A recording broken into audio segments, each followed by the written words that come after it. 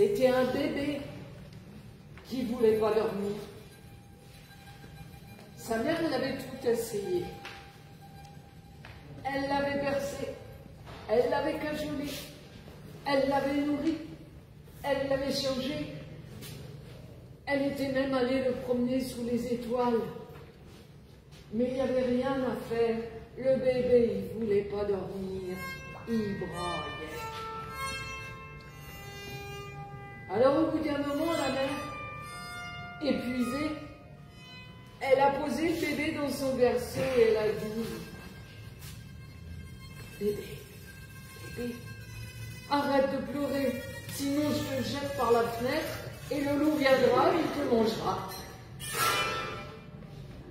Il y a un loup qui passait par là. Parce que la fenêtre était ouverte, il a entendu la femme. « Bébé, bébé, arrête de pleurer, sinon je te jette par la fenêtre et le loup viendra et te mangera. » Ça, c'est une nuit de chance. Il s'est calé sous la fenêtre, il a ouvert la gueule et il a attendu que le bébé tombe. Ben, il a attendu, hein. Le bébé braillait toujours. Et la mère, bébé, bébé, arrête de pleurer, sinon je te jette par la fenêtre et le loup viendra, il te mangera. Le loup, il attendait. Il a attendu toute la nuit et au petit matin, la mère, elle s'est endormie et le bébé aussi. Et lui, ben, il avait le ventre vide. Alors il a filé. Mais quand même, le soir, il est repassé dans le coin. La fenêtre était ouverte. Le bébé braillait. La mère, il n'a pas tardé à l'entendre. Bébé, bébé, arrête de pleurer, sinon je te jette par la fenêtre et le loup viendra et te mangera. Ah, c'est pour cette nuit. Le loup, il a ouvert la gueule, mais un petit peu moins quand même, parce qu'il s'était fait mal au mâchoire. Il a bien calculé l'angle où le bébé allait tomber, puis il a attendu. Ben, il a attendu, hein. Toute la nuit, le bébé braillait, la mère gémissait, mais il n'y a rien qui tombait. Et au petit matin, la mère, elle s'est endormie, et le bébé aussi. Il est reparti le ventre vide pour la deuxième fois.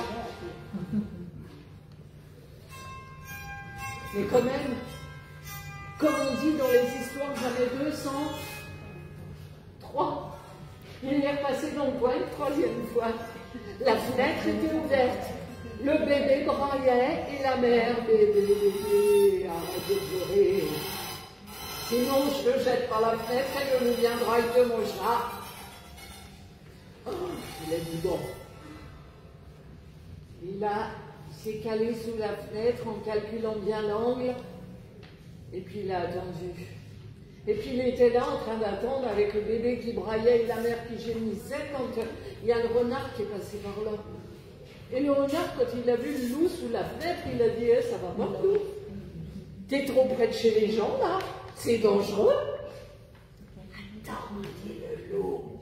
Ce soir, c'est moi qui t'invite à dîner, on va se partager un bébé. Écoute. Le renard l'a tendu l'oreille. Le bébé braillait, puis la mère. Bébé, bébé, arrête de pleurer, sinon je te jette par la fenêtre et le loup viendra et te mangera. T'as entendu, a dit le loup. Oui, a dit le renard. Mais si t'as vraiment faim, loup, tu ferais mieux de venir à la chasse avec moi parce que l'autre là, elle est comme tous les gens. Entre ce qui sort de leur bouche et ce qu'ils font en vrai dans la vie, il y a des fois une sacrée différence. Et le renard a fui. Et le loup, il a suivi le renard.